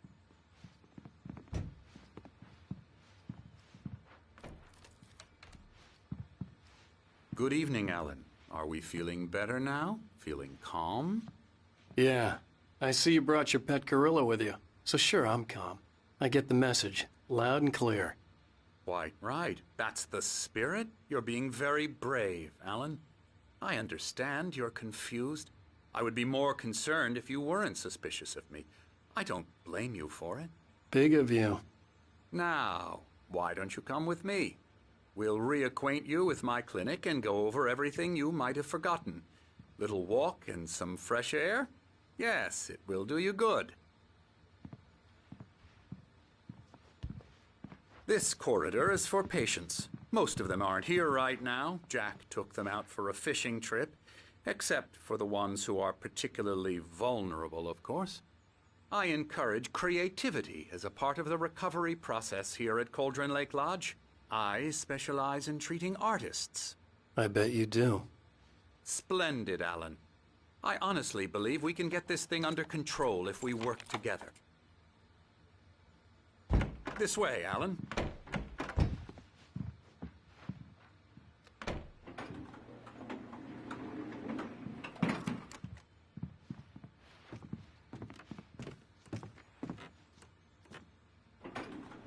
Now, Alan, from past experience with you, I know I need to get right into the heart of the matter as quickly as I can after an episode. So I'm just going to say this.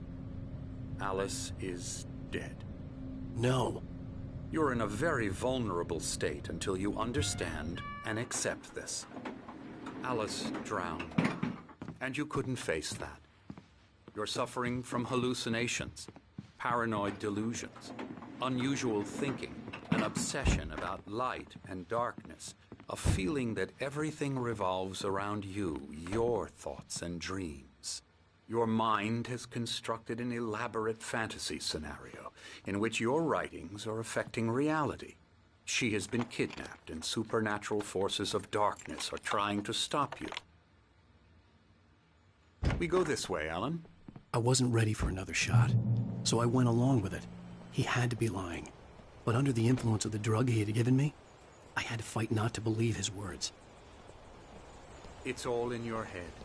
You've been making it up. Apart from the tragic accident with your wife, no one has been killed. Your delusions are just a manifestation of your subconscious mind trying to protect you from the too painful truth. Unless we fight the fantasy, it will return. I know the instinct is to resist me, but think about it. Doesn't this make far more sense than the insane supernatural conspiracy you have concocted in your mind? You're a skeptic by nature, Alan. We both know this. Everything can be explained logically.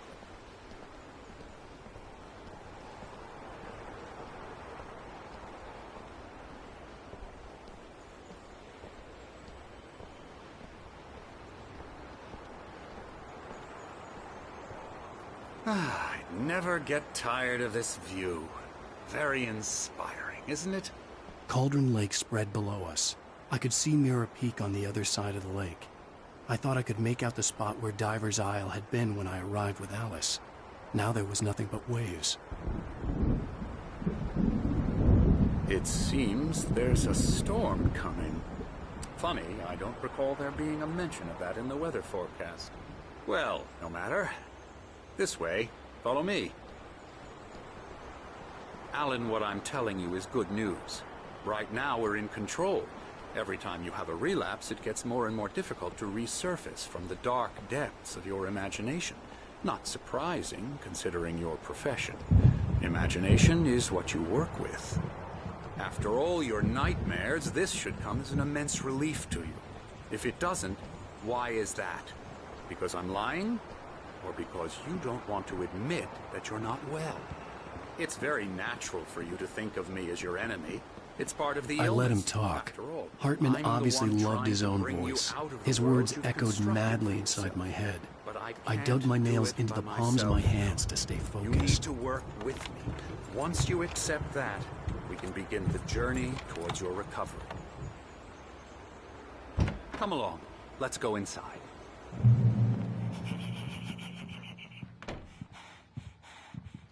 Here's the entrance to the office wing. That's for staff only. You were impressed by my trophies when you first arrived here.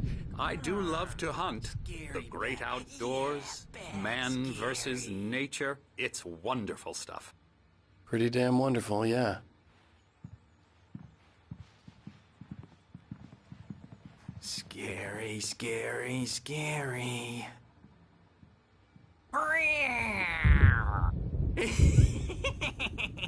Emerson.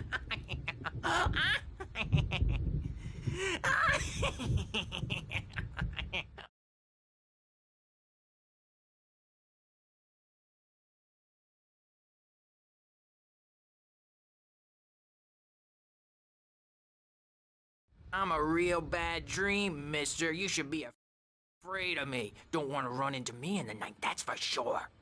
Please, Emerson. Mr. Wake is confused enough as it is. Yeah, you'd like me to go away so you won't be scared. But you can't just decide what kind of dream you have or when you have it. Emerson. Okay. Sorry. Boo. That's Emerson. We're actually making some progress with him, I'm happy to say. He works on video games. Ooh, yeah. It's trash, of course, but it does involve some small creative effort, which makes him receptive to my therapeutic methods. No kidding.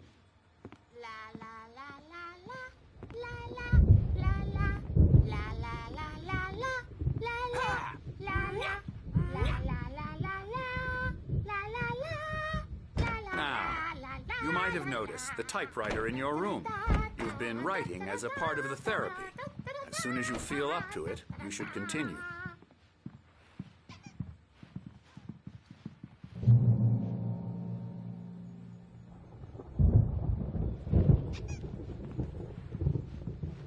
My rheumatism's killing me. There's a storm coming. Oh, what a storm. I hope it wipes this place off the face of the earth. And these two are the Anderson brothers, Odin and Thor. They had how should I put this? A heavy metal band in the 70s and 80s called Old Gods of Asgard. They even adopted new first names to complete the image of Viking gods. After the band broke up, they lived on a farm nearby. They are, well, in advanced stages of dementia. They're well cared for, TLC and all that. There's nothing more that can be done. I'm afraid that the rock and roll lifestyle has left its mark. Oh, that won't do. I'm so sorry to cut this short for now, Alan. The power has been acting up. I'd better go check on it. We'll continue this soon. Meanwhile, when you feel up to it, return to your room and try to write. It really is for the best. Don't you think? I'd like to bash his head in with a hammer. Oh, he'd love to fish out our secrets, but he has no clue. He's not crazy enough. Not crazy like us, Sonny. Yeah! Being crazy's a requirement, Sonny. Who else could understand the world when it's like this? It takes crazy to know crazy. That's the sanest thing I've heard in a while. Zane! You're all right, Tom. Hey, we like him, don't we, bro? He's got to go to the farm. The Anderson farm. Valhalla! We wrote it all down, lest we forget. A crash course. All you need to know to get your head right. You need to find the message. Here, Sonny, here's something for you. Gave me a rash, but I kept it safe from these bastards.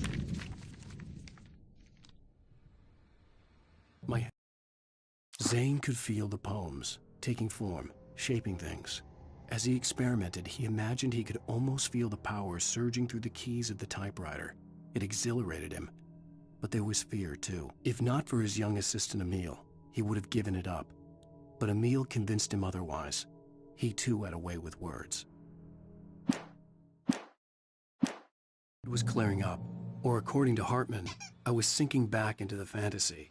I was convinced he was lying to me about everything. Crazy or not, the Andersons made more sense. Tom, got any booze on you? Tom just lost is all. Baba Yaga got to him too, the damn witch. About the power again. He's checking on it now. Yeah, good thing he's not overreacting or anything. The doors were locked. Hartman and the nurses would have keys, but there was no way to get my hands on them. Gotcha. The doc's got me looking after Wake here, but holler if they get too rowdy. I'll do that, Birch. Hey, Wake, why don't you humor Dr. Hartman and give the writing a shot, huh? Typewriter's in your room. You can get to your room by those stairs, Wake.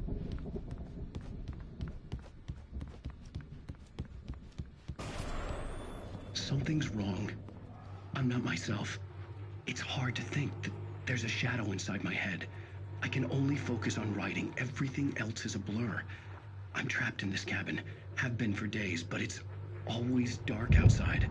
My editor is real. I saw her again. She's not human. It's not human. A dark presence is wearing the old woman's face. She was covered in clinging shadows. There's a hole in her chest where her heart should be. I think I've made a horrible mistake. I don't think I'm any closer to saving Alice. It's been lying to me, using me to get the story it wants, and the story will come true.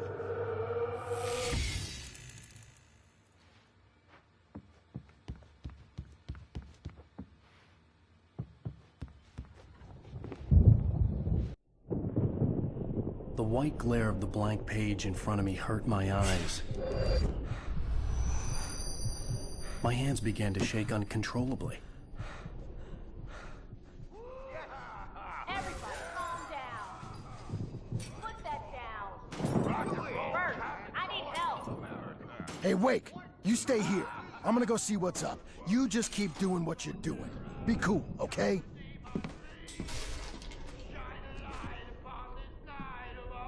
I didn't know what the chaos was all about, but it could be my only chance of getting out of here.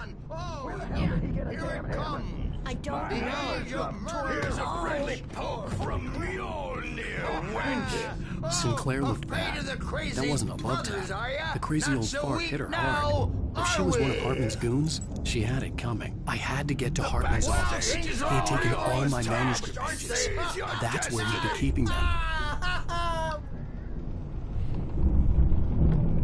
It's my store. I'm taking it. Come out and face the music, Bert. It's time to pay the piper. We're on a comeback tour, baby. Let me out of here! Hartman, do you hear me? I'm gonna sue your crazy quack ass to sled! Barry? Ow! About time! Barry, man, am I glad to see you. We need to get to Hartman's office. It's right next door. You okay? Yeah. I mean, no!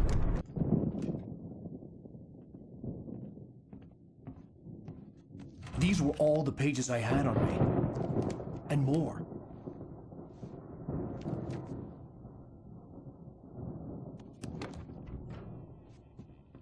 Alan, please. You're sliding back into the... Tell me one more lie and I'll shoot you in the face. Ah, well, it was worth a shot. Really, Wake, come on. Let's work together on this. You have no idea... Hartman, shut up! Barry, get out of here. I'll catch up with you. Get a car. Oh, Al, let's just... Go! Wake, listen to me. This is a mistake. Don't you see?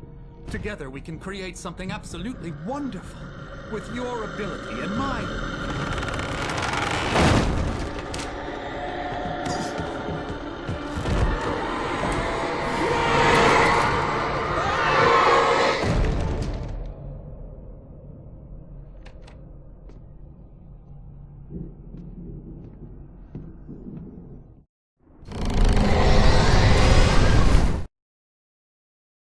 Hartman followed the fall of Alan Wake with his binoculars.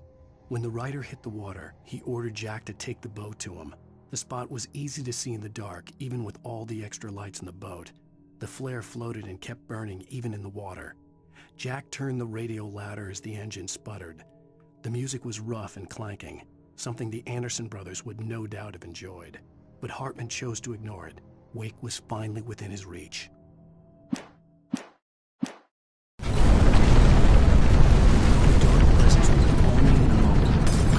Find a way out.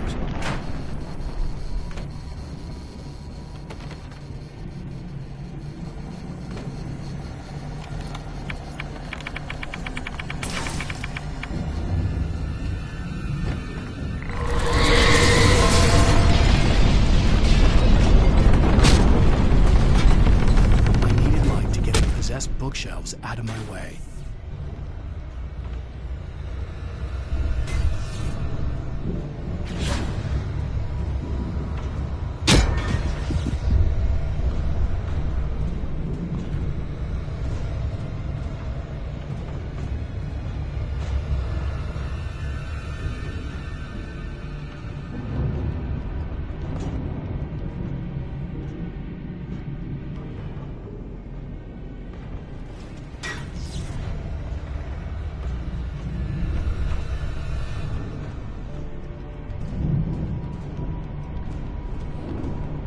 There had been a generator and a work light on the balcony.